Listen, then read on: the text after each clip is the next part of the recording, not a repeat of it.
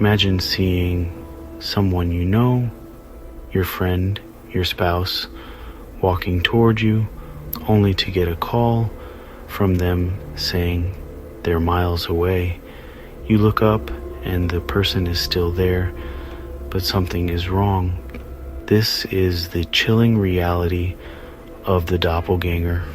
A perfect double, a living shadow, reported by ordinary people who come face to face with the impossible. Today, we'll explore 3 modern stories of people who encountered their own uncanny doubles. Turn down the lights. These true accounts are deeply unsettling. Our first story takes us to a hospital, a place of science and logic. Sarah, a night shift nurse, was updating charts when she saw her colleague Maria walk past and enter a patient's room.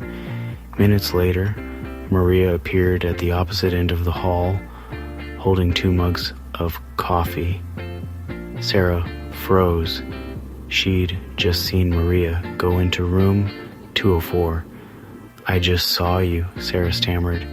"You went into 204. Maria shook her head. "I've been in the break room making coffee. Haven't been down that hall all night." Dread crept in. Sarah excused herself and hurried to room 204. The elderly patient, Mrs. Gable, was awake. Sarah asked, "Everything all right?" Mrs. Gable nodded. "Your friend was just here. The other nurse, she was so quiet." "When did she leave?" Sarah asked. Mrs. Gable whispered, "She didn't leave. She's right there." She stared at an empty chair. Sarah saw only a faint indentation in the cushion, as if someone had just been sitting there. The heart monitor beeped erratically. Sarah backed out, shaken to her core. She never told anyone, but she and Mrs. Gable knew for a few minutes there were 2 Marias in the hospital. One was flesh and blood, the other something else. Doppelganger encounters aren't just stories, they're violations of reality, leaving behind small, chilling traces. Sarah never saw the double again, but she never forgot the feeling that something impossible had walked those halls. The hospital, a place of healing, became a place of fear.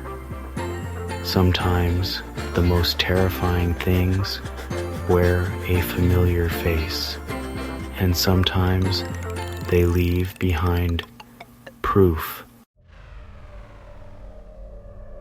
For 16-year-old Chloe, her bedroom was her sanctuary until the day she found her door ajar. She pushed it open and froze. Sitting on her bed, back turned, was a girl with the same hair, same clothes, an exact copy of Chloe herself. Chloe's mind raced for explanations, but none made sense.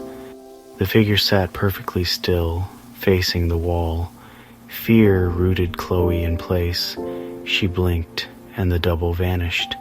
The bed was empty, but a deep indentation remained in the mattress.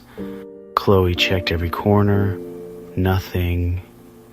She tried to convince herself it was a dream, but the evidence was there. For a week, she couldn't sleep in her room. The memory of seeing herself from behind haunted her. The indentation faded, but the fear didn't. Chloe never got answers, but she never felt truly alone in her room again. Sometimes the intruder isn't a stranger, it's you. Our final story involves the innocence of a child. 7-year-old Leo began talking to his reflection in the hallway mirror. At first, his parents thought it was harmless play, until Leo said, "The other me is mad. Who's the other you?" his father asked. "The boy in the mirror.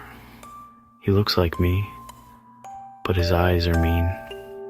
Leo claimed the mirror boy knew things he didn't, like where his mom's lost keys were. Sometimes, Leo said, the boy would tap on the glass, wanting to be let out. Covering the mirror only made things worse. Leo had nightmares, screaming that the boy was angry and trapped. One day, a crash echoed through the house. The mirror was shattered. Leo, standing pale and unharmed. "He got angry," Leo whispered. "He said if I wouldn't come in, he'd come out." The family removed every mirror from the house. With time, Leo stopped talking about the other me. He grew into a normal, happy kid, but his parents never forgot the dread or the chilling possibility that, for a while, their son's reflection was not his own. Sometimes the thing looking back at you isn't just a reflection. Sometimes it's waiting. A hospital hallway, a violated bedroom, a haunted mirror. These stories tap into our deepest fear, being replaced by something that wears our face. The doppelganger isn't a monster with claws.